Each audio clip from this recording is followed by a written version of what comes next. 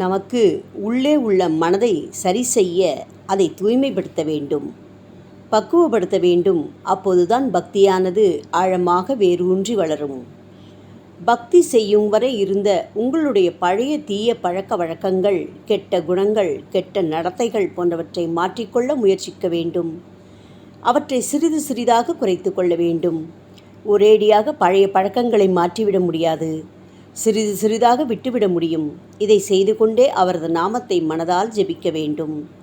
பாபா மற்றவர்களைப் போல எனக்கும் புதிய அனுபவங்களை கொடுங்கள், உங்களை நம்ப எனக்கு அடையாளங்களை, அற்புதங்களை செய்யுங்கள் என கேளுங்கள்.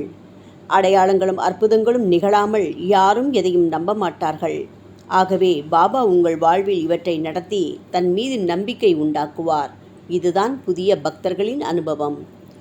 எல்லா நேரமும் நாம் நினைத்ததே நடக்குமா என்றால் துவக்கத்தில் நடப்பது போன்றிருக்கும். அந்த நேரத்தை பயன்படுத்தி மனதை வலுக்கட்டாயமாக இழுத்து வந்து பாபா முன்பு நிறுத்தி வைத்து கொள்ள வேண்டும். கவலைப்படுவது, நடக்குமா நடக்காதா என சந்தேகப்படுவது போன்றவற்றால் பாபாவை இழந்துவிடக்கூடாது. பலவாறான சிந்தனைகள் தோன்றினால் மனம் பக்தி உணர்வை இழக்கும். அவ்வாறு மனம் போகாமல் தடுக்க வேண்டும். இதற்குத்தான் நாக்கு நாம ஜபத்தில் ஈடுபட வேண்டும் என்றார்கள். நாக்கு ஈடுபட மனமும் நாளடைவில் பாபாவிடம் வந்து லயிக்க ஆரம்பித்துவிடும். நம்பிக்கை வளர வளர அனைத்தையும் பாபா என்ற தெய்வத்திடம் ஒப்படைத்துவிட்டு மிகவும் அமைதியாக பொறுமை காக்க வேண்டும். இதெல்லாம் எனக்கு கஷ்டம் என்றால் எந்த சிரமமும் எடுக்காமல் பாபாவிடம் வந்தாலே போதும், அவர் பார்த்து கொள்வார்.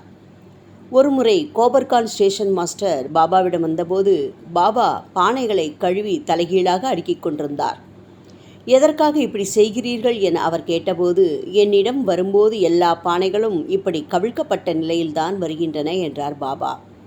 இன்னொரு முறை நீர் அளிக்கக்கூடியவரிடம் அவர்கள் நீர் பெற வருகிறார்கள், ஆனால் பானைகளை தலைகீழாக பிடித்து கொண்டு வருவதிலேயே உறுதியாக இருக்கிறார்கள். அந்த அளவுக்கு பெற நாட்டமில்லாதவர்களாக இருக்கிறார்கள் என்றார். நீங்கள் கவிழ்ந்த பானையாக, சரக்கு இல்லாத பக்தராக உள்ளே வாருங்கள். அவர் உங்களை எல்லா விஷயத்திலும் நிரப்புவார். உங்களை கேட்காமலே உங்கள் வாழ்வுக்கு தேவையான அனைத்தையும் அவர் செய்வார் என்பதில் சந்தேகமில்லை. ஓம் சாய்ராம்.